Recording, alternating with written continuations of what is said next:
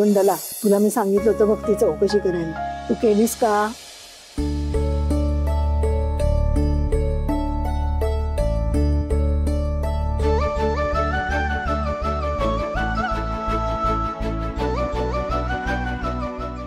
तारा, ए तारा, अगं तू देवळात जाणार होतीस ना?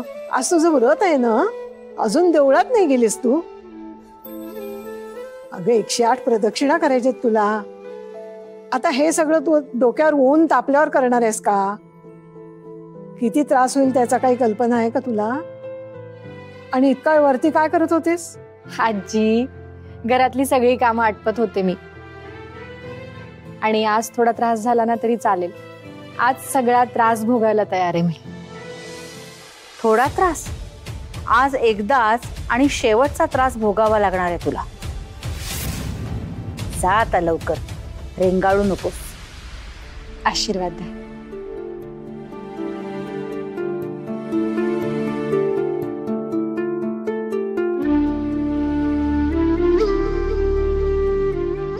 सुखी राहा. तुझं व्रत मनापासून पूर्ण होईल. आत्याच्या पण पाया पड.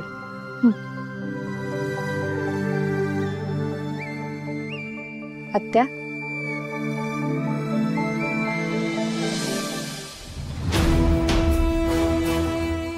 तुमचा आशीर्वाद म्हणजे शापच असतो. द्या, कितीही शाप द्या, पण आज काहीही झालं तरी माझं व्रत पूर्ण होणारच.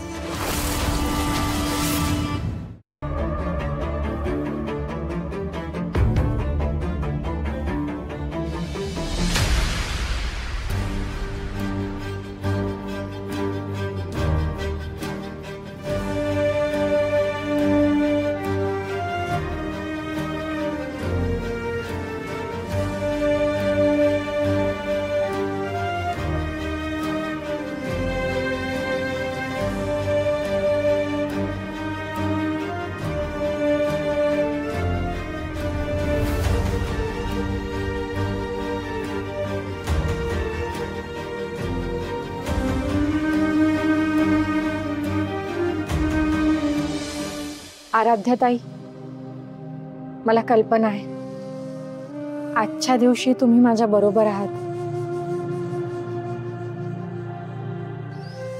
आपण दोघींनीही श्रेयसवर जीवापाड प्रेम केलं, पण आपल्या दोघींच्याही प्रेमाला मुकलेला आहे तो. हीच परिस्थिती बदलायची आहे मला. मला जितकी श्रेयसची गरज आहे तितकीच श्रेयसला सुद्धा माझी गरज आहे, मला माहिती आहे. आणि श्रेयसचं सुखच तुमच्यासाठी सगळ्यात महत्वाचं आहे.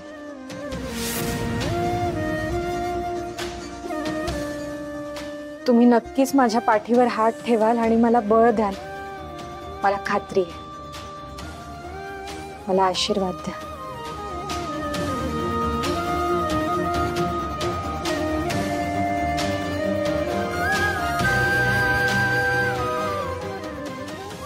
अरे श्रेयस, तू कधी?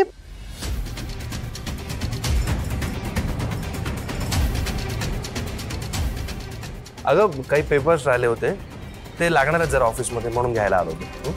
येतो. बरं झालं तुम्ही आलात.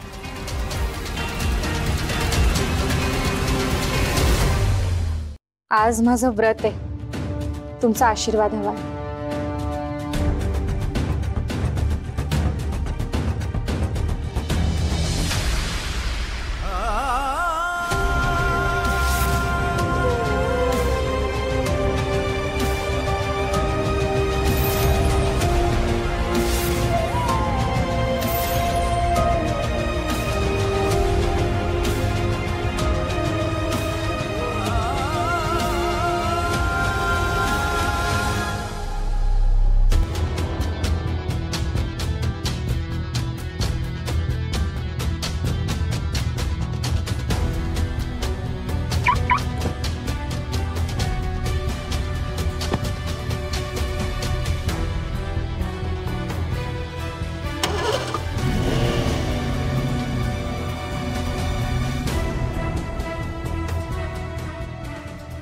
बरं झालं तारा गाडीतून गेली नाही.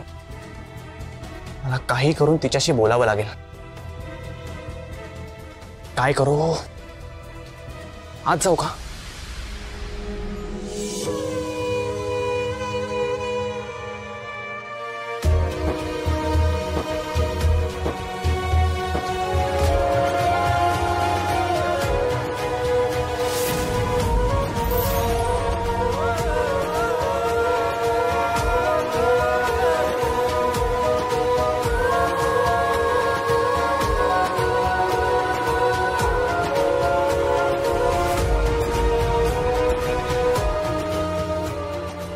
मिळाला मला ह्यांचा आशीर्वाद. आता माझं व्रत खऱ्या अर्थाने पूर्ण होणार. आजी येते मी. ये, सावकाश जा. हं?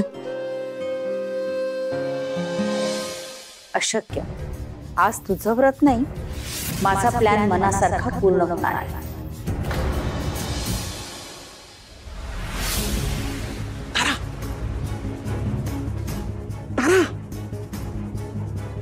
तारा, ऐक.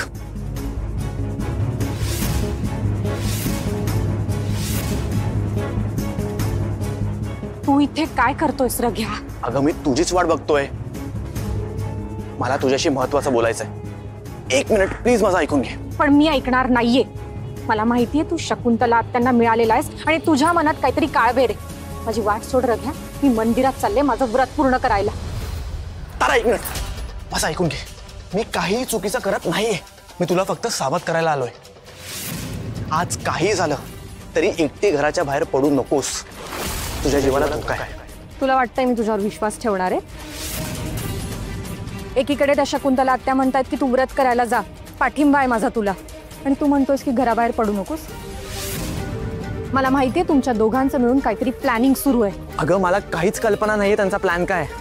पण मी एवढं बोलू शकतो, तू आज जर एकटी घराच्या बाहेर पडलीस तर तुझ्या जीवाला धोका आहे. प्लीज ऐक माझं. नाही, आज मला माझं व्रत करण्यापासून कोणी थांबवू शकत नाही. मला माझ्या जीवाचीही पर्वा नाहीये. त्यामुळे तू माझ्या वाटेतून निघ. मी तुझं ऐकणार नाहीये. काय करू या मुलीचं? रघ्या, पैशाच्या मोहात ताराचा विश्वास गमावून बसलायस.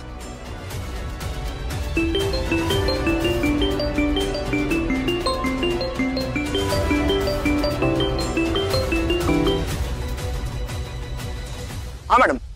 रघ्या, तो जपून ठेवलेला गॅलन घेऊन मी सांगितलेल्या ठिकाणी पोच. पत्ता फोनवर पाठवलाय. मी पोचतेच आहे, तूही पोच. उशीर करू नकोस, कळलं का? हो मॅडम. ठेव फोन.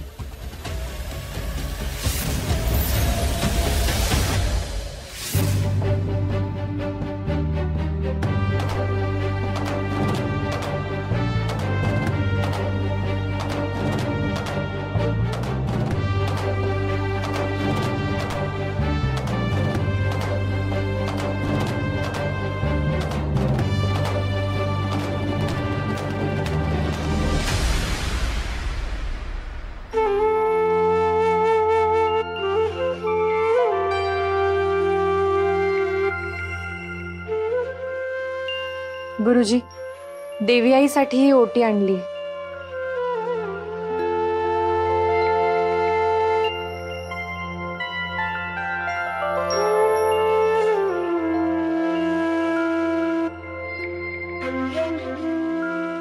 आता देवीला मनोभावे नमस्कार कर आणि त्यानंतर प्रदक्षिणाला सुरुवात कर.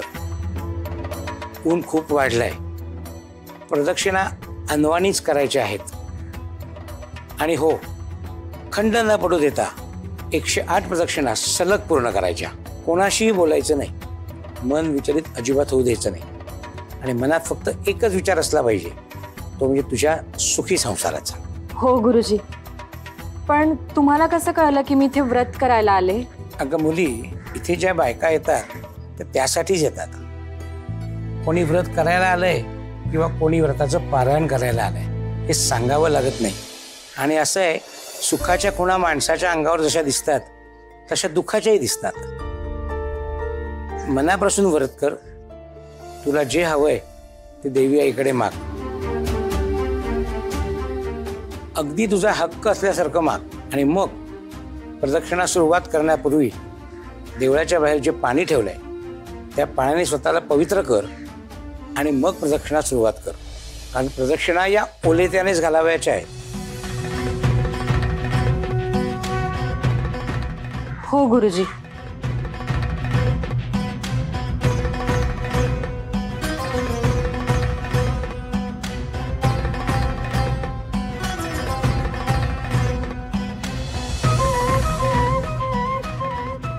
हा दिवा विसता कामा नये बरं.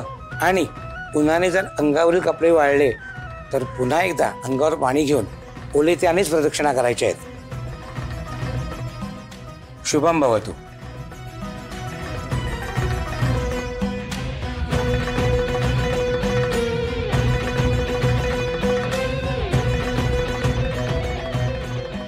देवी आई,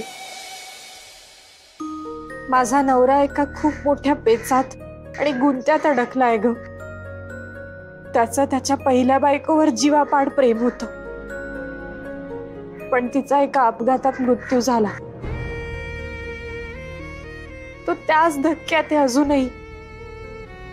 त्याने तिचा शेवटचा निरोप कधी घेतला, कसा घेतला, गेले 6 महिने तो फक्त या भ्रमात जगतोय, तिच्या विरहात जगतोय तो. देवी आई, माझ्या श्रेयसला त्याच्या आराध्याला विसरण्याचं बळ दे, तरच त्याच्या जीवाला शांती मिळेल आणि तरच तो माझ्यावर प्रेम करू शकेल. माझ्या प्रेमात किती ताकद आहे, माझं प्रेम किती खरं आहे तुला माहिती आहे ना. आता हे व्रत पूर्ण करण्यासाठी आणि या प्रदक्षिणा पूर्ण करण्यासाठी मला बळ दे, तुझे आशीर्वाद दे.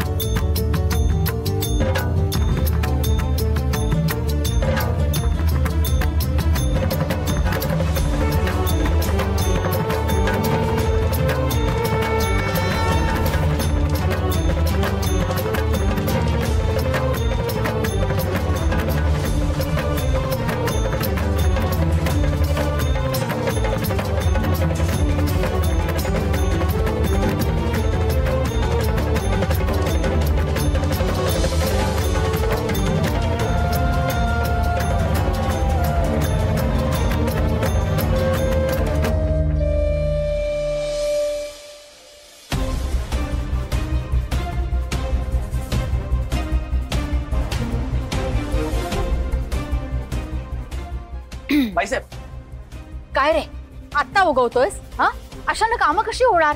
पैसे घ्यायला बरोबर हात पुढे असतात रे तुझे.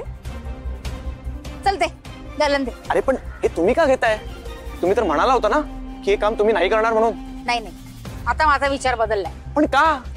मी तयार आहे ना तुमचं काम करायला आणि मला पैशांची गरज आहे. हो, तुझे पैसे गेले उडत, माझं काम जास्त महत्वाचं आहे. आज सरनाईकांच्या घरातला ताराचा शेवटचा दिवस असेल. नाही म्हणजे पैसे दिल्यानंतर तू सांगेल ते काम केलंयस, पण हे काम असं आहे ज्याने कुणाच्याही मनाचा धडका पुढे. त्यात तू ताराच्या पाड्यावरती राहणारा मुलगा, आणि हे काम करण्याची तुझ्यात हिंमत आहे असं नाही मला वाटत. म्हणजे माझा संशय खरा होता. तारावर खूप मोठं संकट आणण्याचा विचार या बाईचा, आणि माझ्याकडून काढून हिने हे काम दुसऱ्या कोणाला तरी दिलं तर मला ते थांबवता येणार नाही, आणि असं झालं तर ताराला वाचवता नाही येणार मला.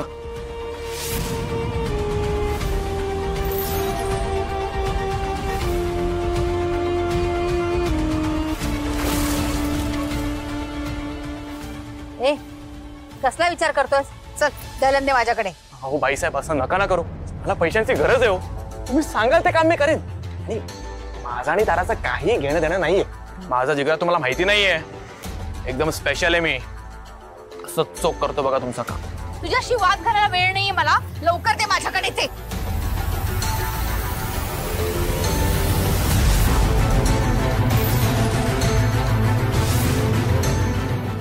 बापरे, म्हणजे रॉकेल नाही, ज्वलनशील केमिकल आहे.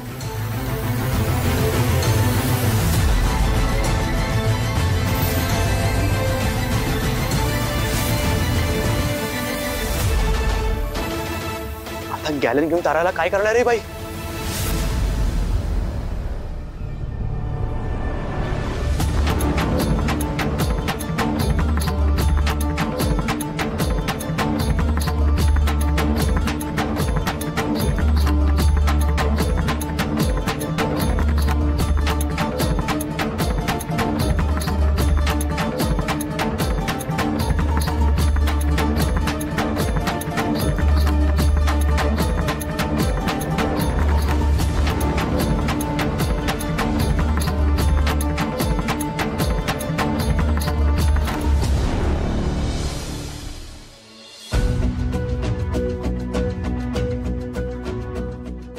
लोकेशनवर तर पोहोचलोय पण रेंज नाही आहे इथे.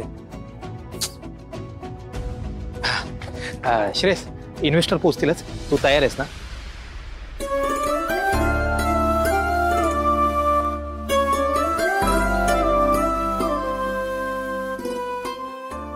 Wish me luck Aaradhya.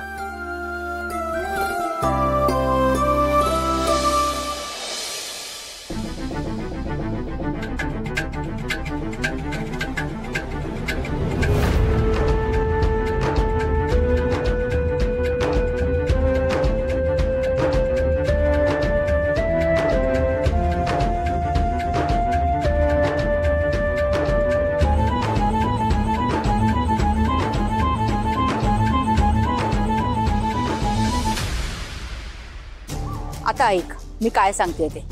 इथून पुढे गेल्यानंतर एक देवीचं देऊळ लागेल. या संपूर्ण परिसरामध्ये ते एकच देऊळ आहे. लगेच सापडेल तुला.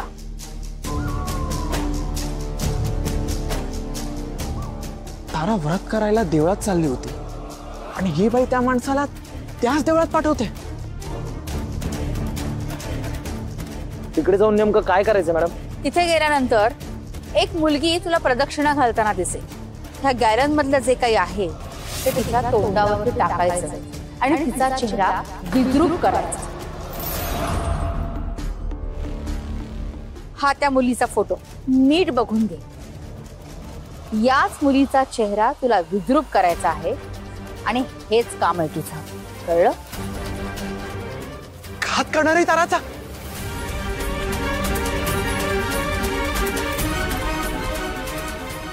तारा, आता तुला कुणीही वाचवू शकत नाही.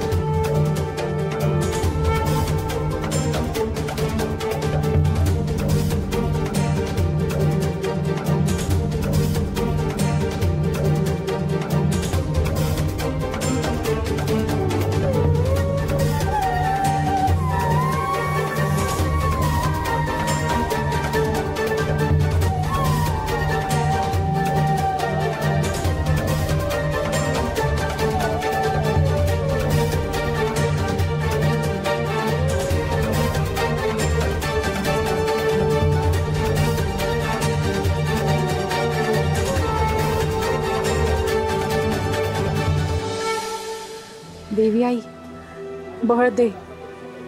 त्रास होतोय, पायाला चटके बसतात, पण मी हार नाही मानणार.